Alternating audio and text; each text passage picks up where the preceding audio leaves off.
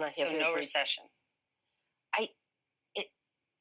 I can't rule out the risk of one. Welcome to the Crypto Teacher. And you know I come back with that video just to make you think. Don't forget to like and subscribe to the channel. And we have Janet Yellen, the NWO chess piece.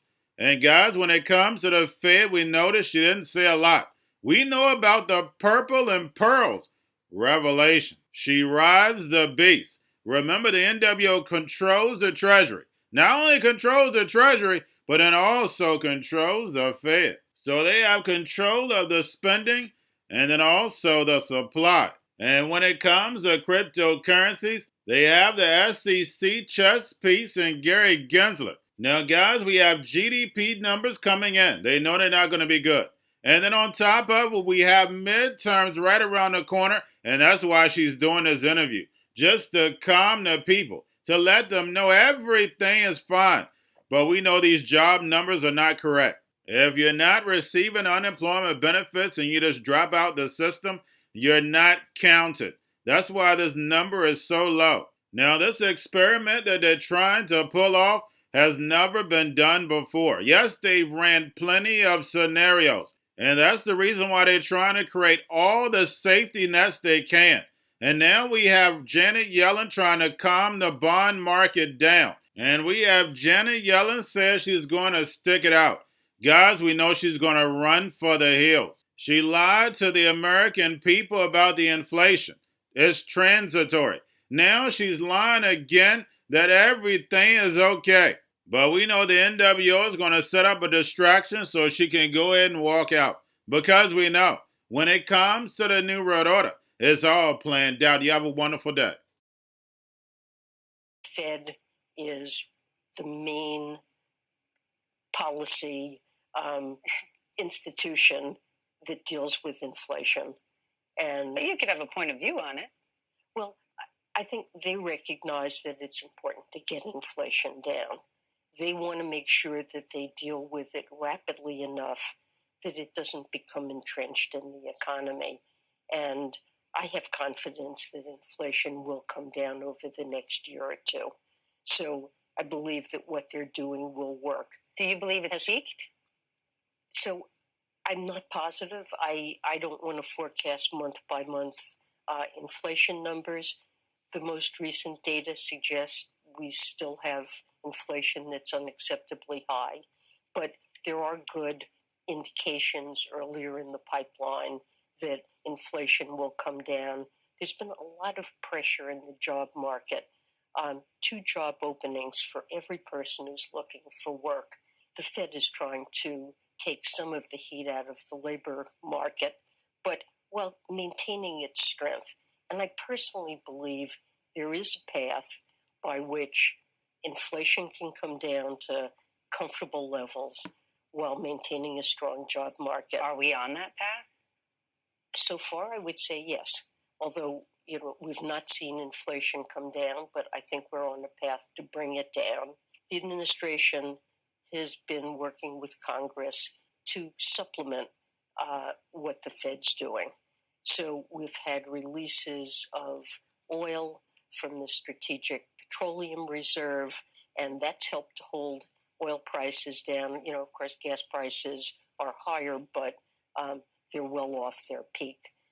Meanwhile, the Inflation Reduction Act that was passed will lower prescription drug prices, which is important for so many households, and also hold down healthcare premiums. Perception versus reality, because Sure.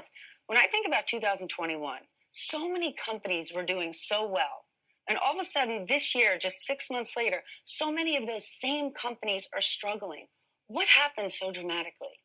Well, there's been a shift in the global economy. Many of these companies are selling their products not only in the United States, but globally. And the U.S. is probably the strongest part of the global economy. We've slowed down, but we're doing well, but many parts of the world are not. Where we are right now, we hear from business leaders every day, from a Jamie Dimon to a Jeff Bezos, to brace ourselves, and a recession is coming. Do you believe it is, or are we in one right now? Well, when you have a 3.5% unemployment rate and have had over 300,000 jobs a month for the last 3 or 4 months or longer, that is not what most people think of as a recession. But our credit card bills are going up, our household debt is going up, and life costs a lot, not to mention the price of our houses are going down. Well, interest rates are going up, and that's partly to address inflation. They have been very low for a very long time, and they're now rising to more moderate levels. So, yes, probably house prices will not continue to go up at the huge pace that they had been. But I think inflation will come down. People will feel better about the economy as that occurs. And I have no recession. I can't rule out the risk of one, but as I said, I believe there is a path toward bringing inflation down in the context of a strong labor market.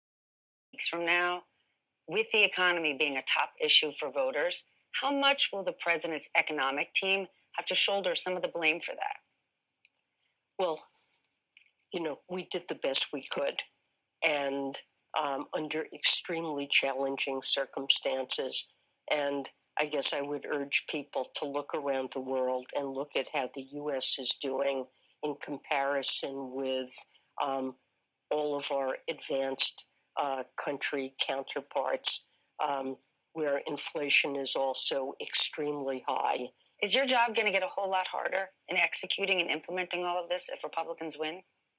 Well, much of what we accomplished actually was bipartisan, and we will continue to look for ways to work with Republicans on behalf of the American people. We're going to a different economy, and we're going to be learning more about that as we go. But clearly, we're learning that things can be done from remote locations. We're learning that technology can replace people even more than we thought. We're not going back to the same economy. We're recovering, but to a different economy, and it'll be one that is more leveraged to technology. And I worry that is going to make it even more difficult than it was for many workers. In Silicon Valley, and my friends who work in technology know that what we did to the manufacturing workers, we are now going to do to the retail workers, the call center workers, the fast food workers, the truck drivers, and then even bookkeepers, accountants, insurance agents, lawyers, and on through the economy. So what happened to the manufacturing workers is a very clear sign. This effort, and China has big plans for this. They intend to seed their digital yuan into the global environment by giving it away to visitors at next winter's Olympics. When they arrive at the airport, they're going to get yuan digital wallets. They're going to receive digital yuan. They're going to use it throughout their visits to Beijing, and then they're going to take it back to their home countries. They see this as a huge advantage. Why? Because who controls the underlying protocols, who controls the underlying standards of the future of money will control the future of money.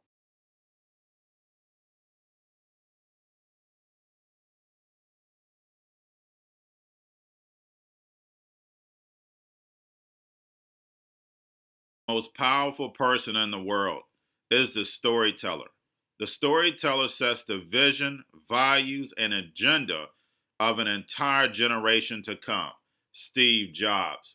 And guys, I truly believe in this. When you look at the New World Order, they're the storytellers. And that's the reason why I wrote my New World Order book. But guys, now it's time to change the current generation. And I wrote 3 kids' books. I love the Trinity because I understand the power that's in it. So I have 3 books. We have an opportunity to change the generation, to educate, not just me, but I want to show you that I take action on a daily basis. And I want you to take action on a daily basis. Whether it's your job, whether it's in your community, we have an opportunity right now to educate the masses. I posted this on my Twitter account. Please share, but this is a short clip of the 3 books. There's going to be a clothing line and action figures. Please get these books for your kids, nephews, cousins, friends, so therefore we can start the re-education now. Because as we see, the fourth industrial revolution foundation is definitely here. Robots, algorithms, drones, taking humanity out the picture. We have to re-educate. But let's get into the video. Part 1. King Joshua and Grandma Tam save the village. Part 2. King Joshua and Grandma Tam save New York from COVID Stories 3. Part 3. King Joshua and Grandma Tam goes to China. It's mandatory to get part 1, part 2, and part 3 of this series. It's time to re-educate Generation Z.